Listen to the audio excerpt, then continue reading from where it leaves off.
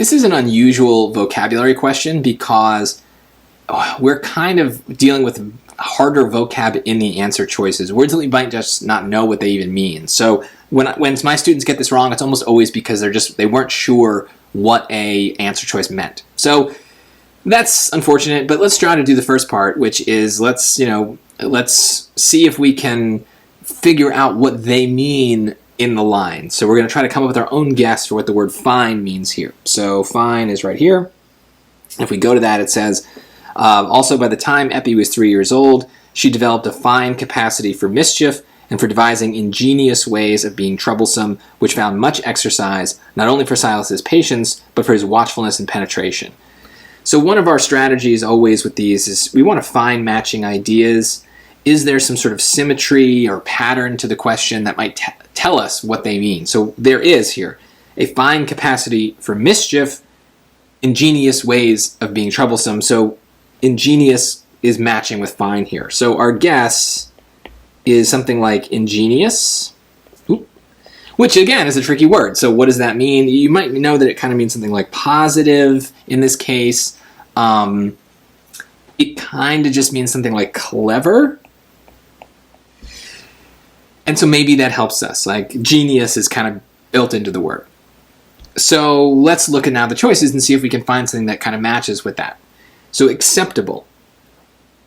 Well, acceptable doesn't mean clever. So it's positive, but it's not the right kind of positive.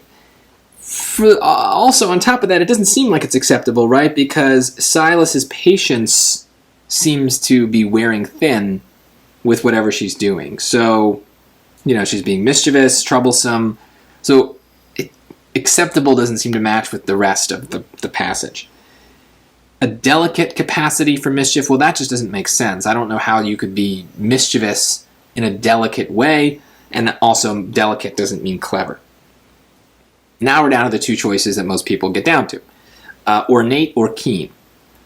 Well, we need to know what those mean. So ornate, this is a good SAT word to know, so this might be one to jot down somewhere. Ornate means like elaborate, right? I think mostly of like something artistic, right? Or something that's ornate is like complex in a kind of in a kind of like artistic way.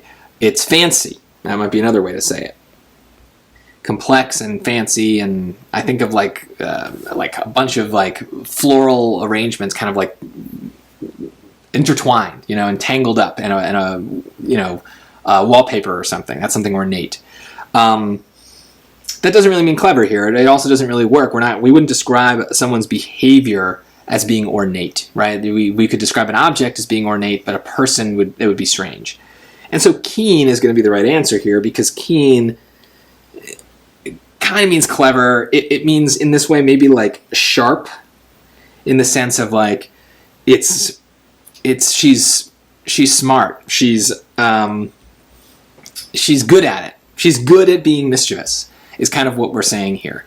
Keen is one of those words. It's kind of an old-timey word, but it has a lot of different meanings, but it usually means like you're skilled at something. It's like finely honed capacity for mischief.